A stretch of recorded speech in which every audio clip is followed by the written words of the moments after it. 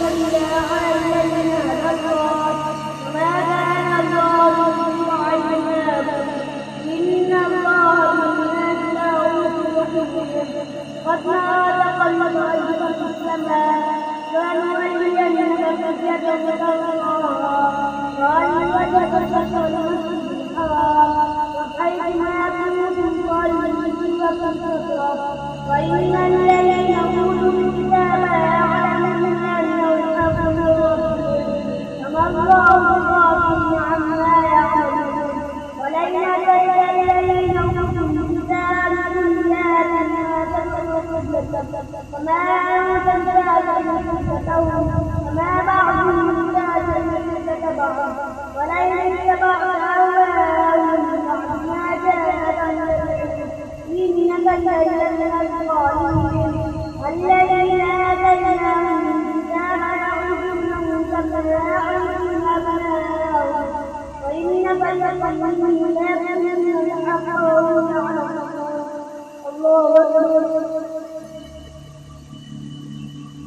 سمع الله لمن حمده الله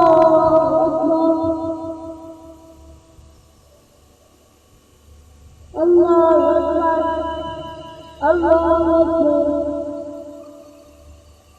الله أكبر الحمد لله رب العالمين الرحمن الرحيم مالك يوم الدين إياك نعبد وإياك نستعين اهدنا الصراط المستقيم صراط الذين أنعمت عليهم غير المغضوب عليهم ولا الضالين الحق من ربك فلا تكونن من الممتدين ولكل تكبر وإليها فاستبقوا الخيرات أينما تكونوا يأتيكم الله جميعا إن الله على كل شيء قدير ومن حيث خرجت فولي شطر المسجد الحرام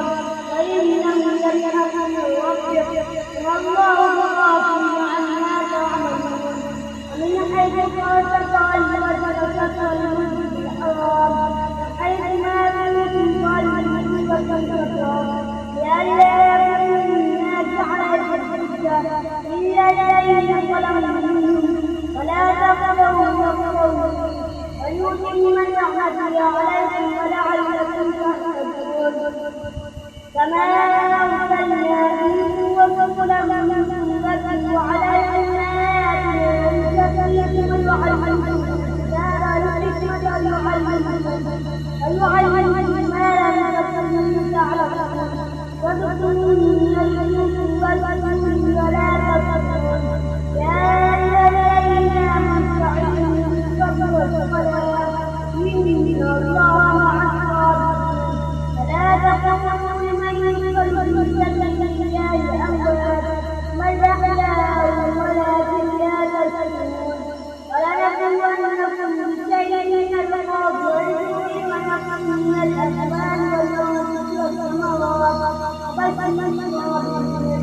الذين إذا أصابتهم مصيبة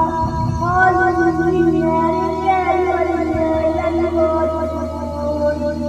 الله أكبر سمع الله لمن حمده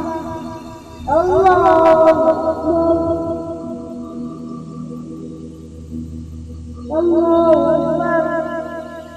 الله أكبر الله أكبر